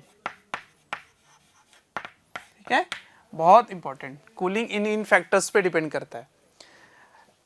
एक स्पेशल केस ले लेता हूं मैं यहां पे, अगर मैं दो बॉडीज लेता हूं जो आइडेंटिकल सराउंडिंग में रखे गए हैं, ठीक है, और जिनकी स्पेसिफिक हीट कैपेसिटी सेम है, अगर मैं इस तरह से देख रहा हूं, ठीक है, क्या है, two bodies of identical same material and kept in identical environment, ठीक है। If two bodies of same material and surface finish भी होना जरूरी है, क्योंकि मटेरियल सेम होने से एमिसिविटी सेम हो ये जरूरी नहीं है, बट मटेरियल सेम होने से क्या सेम होगा, स्पेसिफिक हीट कैपेसिटी सेम होगी, और एमिसिविटी सरफेस फिनिश पे डिपेंड कर रहा है, ठीक है, केप्ट इन। हाँ, एक और पॉइंट आप समझना कि बॉडी के टेम्परेचर पे केवल डिपेंड नहीं कर रहा है, बॉडी और सराउंडिंग के टेम्परेचर डिफरेंस पे डिपेंड कर रहा है, ये ध्यान रखना। हो सकता है कि 400 डिग्री सेल्सियस या 400 केल्विन की बात कर लेते हैं, क्योंकि ये केल्विन में रहता है। 400 केल्विन का एक बॉडी है तो आपको लगेगा कि एमिशन बहुत ज़्यादा होगी, लेकिन अगर वो सराउंडिंग में 300 केल्विन में रखा हुआ है तो फिर कूलिंग उतनी ज़्यादा रेट में नहीं होगी जितने की 200 केल्विन का अगर 50 केल्विन पे रखा होता, तो 50 केल्विन के सराउंडिंग में रखा होता, तो समझ रहे पॉइंट को। तो ये सराउंडिंग पे भी डिफरेंस पे डिपेंड कर रहा है, पर मैंने कहा कि केप्ट इन आइडेंटिकल इन्वायरमेंट, ठीक है, आइडेंटिकल इन्वायरमेंट, एनवायरनमेंट, इसका मतलब सराउंडिंग टेम्परेचर सेम है, ठीक है, और बॉडी का टेम्परेचर भी सेम है, two bodies of same material at same temperature भी है। देन रेट ऑफ कूलिंग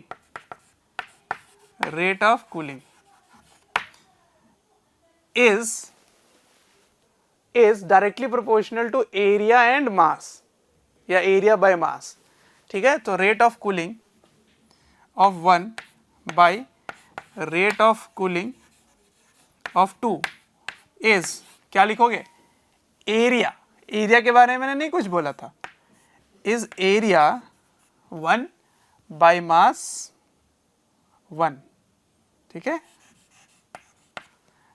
और यहां लिखोगे एरिया 2 बाय मास 2।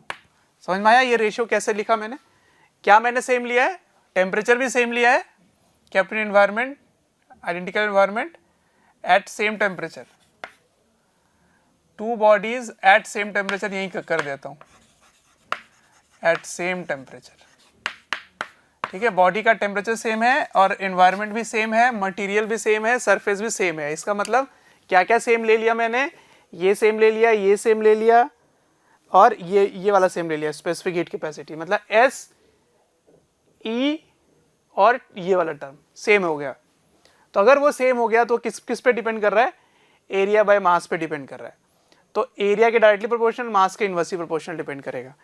लेकिन मैं ये इसलिए भी हाईलाइट करना चाह रहा हूं इस पॉइंट को, क्योंकि अगर डेंसिटी के टर्म में दे दिया जाए, डेंसिटी के टर्म में, तो क्योंकि आइडेंटिकल या मटेरियल सेम है तो डेंसिटी भी सेम होगी, है ना, डेंसिटी भी सेम होगी।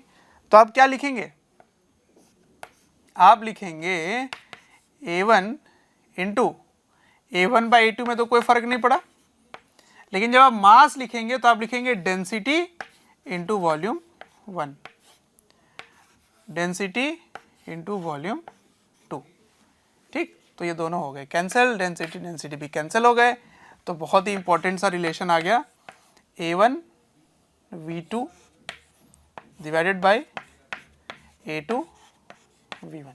ठीक है, तो ये कभी कभी क्वेश्चन आपसे पूछ सकते हैं, जो कि ये शॉर्टकट कर देता है क्वेश्चंस को। मैंने हाईलाइट करके बता दिया कि रेट ऑफ कूलिंग दो मटेरियल का, दो बॉडीज का जिसकी मटेरियल सेम है यानी कि डेंसिटी भी सेम है, ठीक है, तब आप एरिया 1 बाय एरिया 2 और V1 बाय V2 करोगे। अगर मैं इसी चीज़ को स्फीयर से पूछता आपसे, तो फिर यहाँ 4πr² होता है, यहाँ 4/3πr³ होता। ठीक है, तो आप कैंसिल कर लेते दोनों में, 3 भी कैंसिल हो जाता। तो रेडियस का किस तरह से डिपेंडेंसी होता वो मैं एक क्वेश्चन में आपसे पूछ लेता हूँ, अभी जस्ट पूछ लेता हूँ, बट ये इंपॉर्टेंट है, इसको आप समझ करके रखना। ठीक, तो मैंने क्या समझाया आपको, रेट ऑफ कूलिंग क्या होता है। रेट ऑफ कूलिंग होता है, इस फॉर्म से लिखोगे, और रेट ऑफ कूलिंग किस पे डिपेंड करेगा, मास और स्पेसिफिक हीट कैपेसिटी के साथ साथ एमिसिविटी और एरिया पे भी डिपेंड करेगा। ठीक है, तो कूलिंग का फैक्टर इन फैक्टर्स पे डिपेंड करता है। कुछ क्वेश्चंस करते हैं इस पर। चलिए, क्वेश्चन में पूछ रहा हूँ कुछ इस तरह से, मान लीजिए दो स्फीयर है, ठीक है, एक का रेडियस है R1 और दूसरे का रेडियस है R2। ठीक है, इन दोनों का टेम्परेचर सेम है, दोनों का टेम्परेचर सेम है, और सराउंडिंग का टेम्परेचर भी सेम है दोनों के लिए। और सेम चीजें क्या क्या लिखी हुई हैं, same material, same surface finish, same surface finish. ठीक है, ये दो पॉइंट है। तो आपको क्या निकालना है, find number 1 ratio of rate of heat loss. ठीक है, और दूसरा क्या निकालना है, ratio of rate of cooling, rate of cooling. ठीक है, ये बताना है आपको। सोचो कैसे करें इसको। पहले क्वेश्चन में आपको नेट हीट लॉस बताना है, नेट हीट लॉस। तो नेट हीट लॉस का रेट क्या था, dQ/dt, जिसको मैंने स्मॉल q से लिखा था। क्या आता है वो आता है E sigma T⁴ minus T⁴ अब देखो, ये वाला फैक्टर तो सेम ही है, सेम। ठीक, सरफेस फिनिश सेम है, तो ये भी सेम, क्योंकि सरफेस फिनिश ये लिखा हुआ है। ठीक है, तो यहां से आप क्या लिखेंगे कि that is directly proportional to area. तो एरिया के ये डायरेक्टली प्रोपोर्शनल हो गया है ना, बाकी सारी चीजें तो सेम है। तो बस अब आप रेट लिख सकते हैं। पहले वाले में क्या रेट लिखेंगे, रेट ऑफ हीट लॉस, है ना। तो इसको लिख देता हूं मैं, Q loss 1 by Q loss 2 is equals to, देखो है तो दोनों ही स्फीयर, है ना, तो दोनों स्फीयर है तो एरिया के डायरेक्टली प्रोपोर्शनल होगा। तो क्या लिखेंगे, 4πr1² बाय 4πr2²। ये दोनों कैंसिल हो गए, तो किस में ज़्यादा होगा, जिसकी रेडियस ज़्यादा उसमें ज़्यादा लॉस होगा। ठीक है, तो R1 बाय R2 का होल स्क्वायर। ठीक, सेकंड क्वेश्चन पे आ जाओ। सेकंड क्वेश्चन, अब इसमें ratio of rate of cooling बताना है। कूलिंग, तो कूलिंग का मैंने क्या बताया था आपको, minus dt/dt equals to E sigma by ms T⁴ minus T⁴ खैर ये सब लिखने की जरूरत तो मुझे थी नहीं, क्योंकि मैंने आपको एक कंक्लूजन निकाल के दे दिया था। क्या कि अगर मटेरियल सेम है, सरफेस फिनिश सेम है, सराउंडिंग सेम है, बॉडी का टेम्परेचर भी सेम है, तो ये वाला टर्म सेम हो गया, ओके, एंड देन ये भी टर्म सेम हो गया, और ये कंप्लीट सेम हो गया। तो आप डायरेक्ट क्या बोल सकते हैं, rate of cooling of 1 is equals to, मैंने आपको बताया था एरिया बाय मास होता है, और मटेरियल सेम है तो फिर डेंसिटी इंटू वॉल्यूम भी सेम होगा, तो डेंसिटी भी कैंसिल हो गया, तो क्या लिखोगे सीधा सीधा A1 by A2 into V1 by V2, ये हो जाएगा रेशियो ऑफ कूलिंग ऑफ 2, है ना। तो बताओ 1 का आप एरिया लिखोगे 4 पाई R1 स्क्वायर और वॉल्यूम लिखोगे 4/3 पाई R2 का whole cube divided by A2 हो जाएगा 4 पाई R2 का स्क्वायर इंटू 4/3 पाई R1 का क्यूब। तो देखा जाए तो ये टर्म तो सारे कैंसिल हो गए, तो रेडियस के इन्वर्सली प्रोपोर्शनल हो गया कंप्लीट। अगर आप देख लो तो रेडियस के इन्वर्सली प्रोपोर्शनल हो गया, है ना। तो ये भी कैंसिल, इसके एक कैंसिल, तो ये क्या आ जाएगा बता दो, R2/R1, ये आपका आंसर हो जाएगा रेशियो किसकी, कूलिंग वाली। ठीक है, ठीक है। तो क्या हुआ यहाँ पर, रेट ऑफ कूलिंग इस तरह से हो गया। तो रेट ऑफ कूलिंग यहाँ पे रेडियस के इनवर्स प्रोपोर्शन आ रहा है और इसमें डायरेक्ट प्रोपोर्शन स्क्वायर के आ रहा है। ठीक है, तो ये कब लगाते हैं, जब मटेरियल सेम हो, मतलब डेंसिटी भी कैंसिल आउट हो जाते हैं। एक और क्वेश्चन करते हैं इसमें।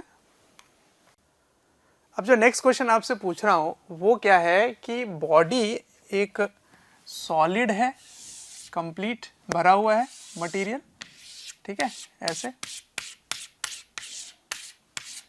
जिसकी रेडियस r है, ठीक है, इसकी रेडियस r है यहाँ से यहाँ तक, ठीक है। और दूसरा जो है उसको मैंने कुछ इस तरह बना दिया है, ये कंप्लीट रेडियस तो इसकी r ही है, ये वाली रेडियस इसकी ऐसे r है,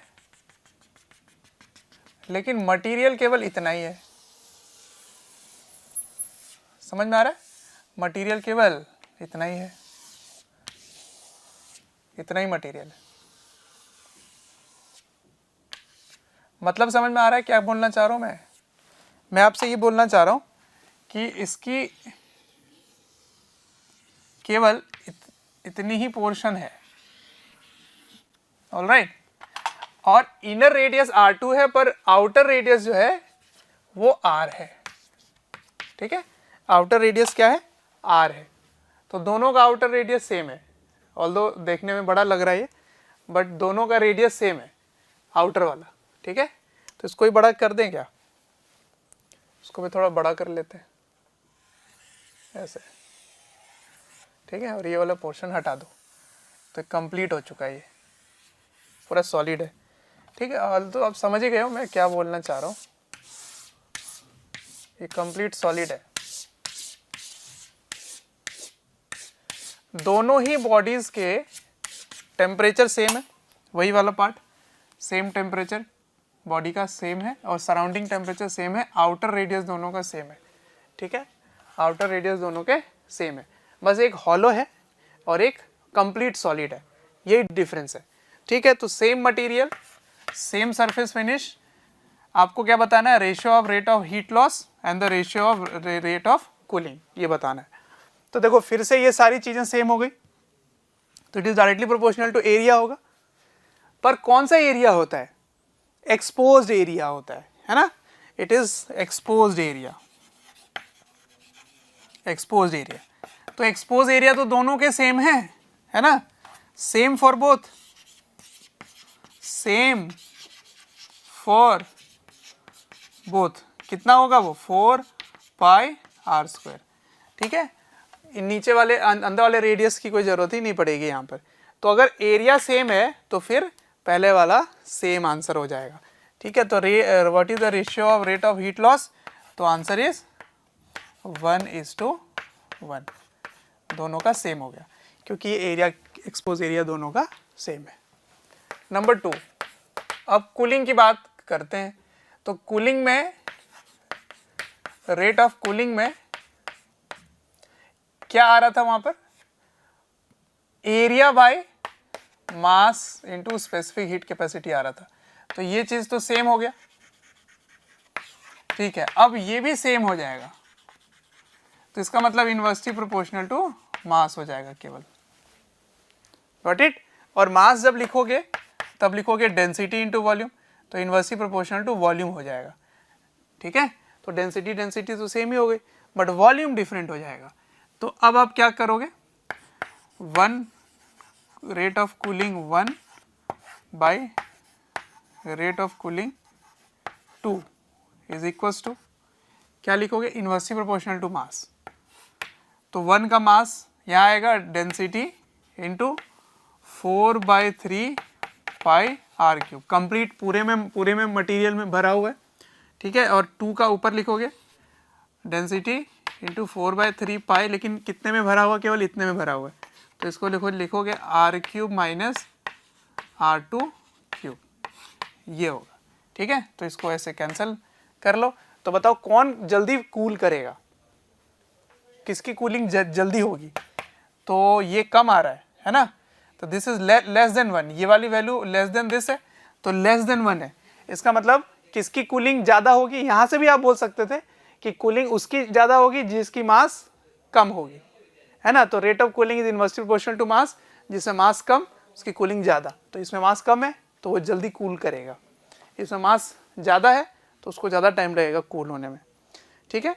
लेकिन हीट लॉस जो होगा वो सेम होने वाला है, दोनों ही बॉडी से सेम हीट लॉस होगी, लेकिन कूलिंग की बात अगर करो तो ये जल्दी कूल करेगा, गॉट इट। तो कुछ ऐसे छोटे मोटे कंसेप्चुअल क्वेश्चन है जिनको आपको पता होना चाहिए। तो इसी कंक्लूजन पे एक क्वेश्चन मैं और पूछ लेता हूँ आपसे। चलिए क्वेश्चन देखिए क्या है यहाँ पर। एक सॉलिड स्फीयर है, एक क्यूब है, एक प्लेट, 3 है ना। Solid sphere, cube and a plate are made up of same material, ठीक है, मटेरियल सेम है भाई साहब, and all have same mass, mass भी सेम है, मास भी सेम है, लेकिन सबकी डायमेंशंस अलग अलग है। मतलब क्या डिफरेंट होगा, उनका वॉल्यूम डिफरेंट होगा, या फिर मतलब वॉल्यूम की बात कर लेते हैं, चलो उसके बाद में बात करेंगे। These are heated to 100 degree Celsius, मतलब सभी का टेम्परेचर सेम है, and then allowed to cool at the room temperature, temperature of room. इसका मतलब सराउंडिंग टेम्परेचर भी same, body temperature same, material same, mass same. अब क्वेश्चन क्या पूछा गया, which of these will cool down first, cool down first, पहले सब कौन कूल करेगा, है ना।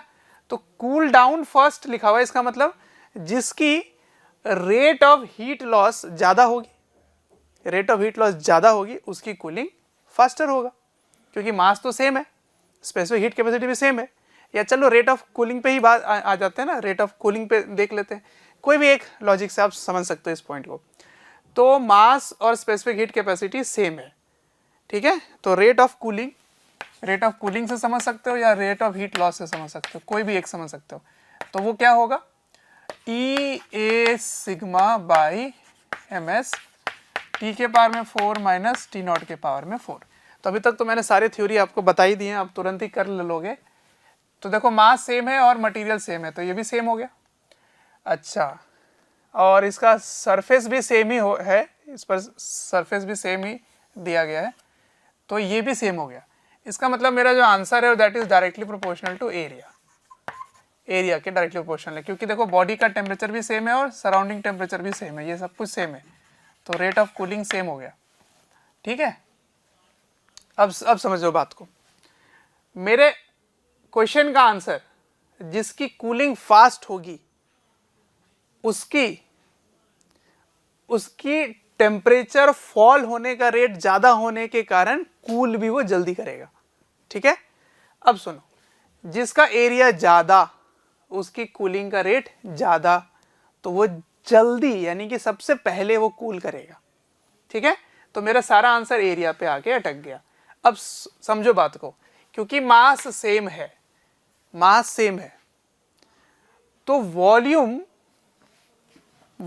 भी सेम होगी, क्योंकि समझ लो mass is equal to density into volume, तो ये भी सेम है, ये भी सेम है, इसका मतलब वॉल्यूम भी सेम है, वॉल्यूम सेम है।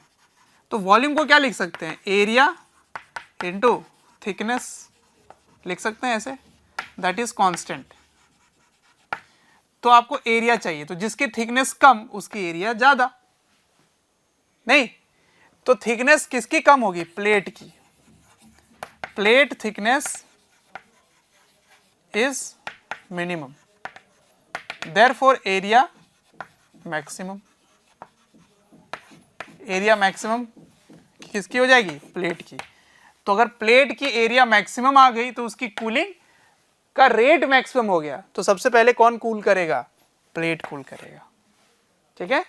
स्फीयर के बारे में बात करो तो स्फीयर की मिनिमम एरिया हो जाएगी, मिनिमम एरिया होती है, तो एरिया मिनिमम तो उसकी कूलिंग का रेट भी मिनिमम होगा। ठीक है, minimum area so minimum rate of cooling. ठीक है, मिनिमम रेट ऑफ कूलिंग होगा। ठीक है, तो सबसे स्लो कौन कूल करेगा? स्फीयर। सबसे फास्ट कौन कूल करेगा? एरिया, सॉरी प्लेट, एरिया बोल रहा हूँ, प्लेट। प्लेट सबसे जल्दी कूल हो जाएगा। ठीक है, तो ये कुछ कंसेप्चुअल क्वेश्चंस हैं जो प्रीवोट्स थ्योरी पे बेस्ड होते हैं, स्टीफेंस लॉ को मिलाकर। ठीक है, नेक्स्ट टॉपिक शुरू करते हैं, देखते हैं क्या आ रहा है। अच्छा, एक क्वेश्चन और मैं लेता हूँ यहाँ पर, जो कि स्टीफेंस लॉ पे बेस्ड भी है। देखिए क्या लिखा हुआ है, a sphere at higher temperature than the surrounding is maintained at constant temperature by connecting into a heat source of 30 watt। ठीक है, देखिए एक बॉडी है, एक स्फीयर है, जिसको अगर आप हायर टेम्परेचर है अपने सराउंडिंग से तो नेट हीट लॉस होना चाहिए था, लेकिन वो हीट लॉस नहीं हो रहा। तो वो इसलिए नहीं हो रहा है क्योंकि आप एक बाहर से एक सोर्स लगा दिए हो 300 वाट का जो कि 300 जूल पर सेकेंड एनर्जी प्रोवाइड कर रहा है, ताकि टेम्परेचर कांस्टेंट मेंटेन रह रहा है। अब इसमें क्वेश्चन में ये दिया गया कि अगर half of the sphere is blackened, आधे स्फीयर में ब्लैक, बिल्कुल ब्लैक उसको कर दिया गया है, तब आपको 600 वाट चाहिए, 600 वाट चाहिए टेम्परेचर मेंटेन करने के लिए, कांस्टेंट टेम्परेचर मेंटेन करने के लिए। ठीक है, तो calculate the emissivity of sphere. Question समझ में आया? तो इसको कैसे करेंगे? देखिए, पहले जो स्फीयर था ना वो ये था, ये वाली स्फीयर थी। अब इसका टेम्परेचर मान लो T और बाहर का टेम्परेचर मान लो T0। ठीक है, तो जो रेट ऑफ हीट लॉस है, रेट ऑफ हीट लॉस, उसको मैंने Q से लिखा था, E A सिग्मा T के पावर में 4 माइनस T0 के पावर में 4, ऐसे होता है। अब इसको मैंने क्या बताया था कि ये है क्या actually? This is the rate of heat loss. ठीक है, तो इसको dQ बाई dt भी लिख सकते हैं, है ना, उसके जगह मैंने Q लिख रखा था। तो इसी चीज का जिस रेट से ये हीट लॉस कर रहा है उतना ही रेट से आप हीट प्रोवाइड कर रहे हो, तभी तो टेम्परेचर मेंटेन रह रहा है। इसका मतलब इसी चीज की वैल्यू क्या है? 300 वाट। Got it? अब देखो ये वाला टर्म तो पूरे टाइम कांस्टेंट ही रहेगा, तो मैं बार बार क्यों लिखूं, इसको मैं अल्फा बना देता हूँ, फिर से वही, लेट दिस इज अल्फा। ठीक है, तो क्या आया देखो, फाइनली क्या लिख सकते हैं आप? लिख सकते हैं कि 300 watt is equals to E A into alpha. ठीक है, ये हो गया इक्वेशन नंबर 1। अब सेकेंड पार्ट में क्या लिखा हुआ है कि सेकेंड पार्ट में ये जो स्फीयर है इसके हाफ पोर्शन को ब्लैक कर दिया जाता है। तो मैं ब्लैक ना करके इसको डिफरेंट कलर से बना देता हूँ ऐसे। ठीक है, ऐसे ये इसको कलर कर दिया गया। ठीक, अब जो आपको हीट चाहिए वो 600 वाट चाहिए ताकि टेम्परेचर कांस्टेंट मेंटेन हो। तो देखो इसको आपने जब ब्लैक किया ना तो इसकी एमिसिविटी तो 1 हो गई और इसकी एमिसिविटी E ही है, इसका एरिया A/2 हो गया और इसका एरिया भी A/2 हो गया क्योंकि हाफ लिखा हुआ है। तो अब जब आप लिखेंगे तो आप लिखेंगे 600 वाट आपको चाहिए, लेकिन तोड़ तोड़ के लिखोगे। इसकी एमिसिविटी से हीट लॉस की वैल्यू क्या आएगी? तो ये आ जाएगी E = 1। ठीक है, 1 एरिया क्या हो जाएगा, आधा A/2, और सिग्मा और टेम्परेचर के जो डिफरेंस है वो तो उतना ही रहेगा, तो इसको अल्फा लिख सकते हैं, प्लस अब इसके बारे में लिखोगे तो E एरिया भी हाफ इंटू अल्फा। अब एक इक्वेशन से अल्फा निकाल के दूसरे इक्वेशन में अल्फा रख देंगे तो एमिसिविटी निकल आएगा। ठीक है, तो क्या आएगा, देखो 2 को इधर भेज दो तो ये हो गया 1200, और इसमें से ए अल्फा को ही कॉमन ले लेता हूँ तो 1 प्लस ई आ गया। This is your second equation, first equation. दोनों को कर दो डिवाइड, तो डिवाइड करने से ए अल्फा कैंसिल हो जाएगा। ठीक है, तो इक्वेशन नंबर 2 को डिवाइड कर दो इक्वेशन नंबर 1 से, तो दैट इज 1200/300 और A alpha divide by A alpha खत्म, तो 1 plus E divided by E, ये आ गया।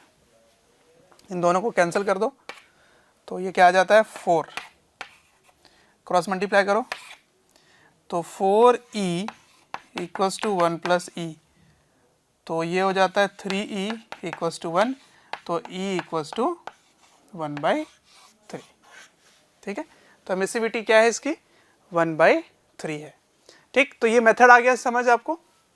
क्या किया मैंने, पहले वाले से जो कांस्टेंट है उसको दूसरे वाले में रिप्लेस किया, या दोनों को डिवाइड करके एलिमिनेट कर दिया। ठीक है, और इससे एमिसिविटी निकाल लिया। तो ये देख लो एक बार ध्यान से इस मेथड को। इसको करने का मैं तुम्हें डिफरेंट मेथड भी बताऊंगा, इसको कॉपी कर लो फिर बताता हूँ। अब मेथड 2 देखिए। मेथड 2 में आपको मैंने क्या बताया कि एक स्फीयर है जो कि T टेम्परेचर पे है, बाहर T0 पे है, तो उसको 300 वॉट चाहिए। 300 वॉट से एनर्जी अगर आप सप्लाई करेंगे तो टेम्परेचर कांस्टेंट मेंटेन रहेगी। इसका मतलब इसकी जो लॉस है या एमिशन है वो कितना है, 300 वॉट है। इसका मतलब ये जो 300 वॉट है ना, ये 300 जूल पर सेकेंड जो है, उसमें आप ये समझ सकते हो कि आधा, एक हिस्सा 150 वॉट से एमिट कर रहा है और दूसरा हिस्सा 150 वॉट से एमिट कर रहा है। मान सकते हैं इस बात को, बिल्कुल बिल्कुल। बीच से अगर काट दो या बीचों बीच को देखो तो आधा 150 आधा 150 की बराबर बराबर रेट से एमिशन हो रही होगी। ठीक है, यहाँ तक समझ में आ गया। अब आपने टोटल 600 वॉट लगाया, कब, जब इसको आपने ब्लैक कर दिया था।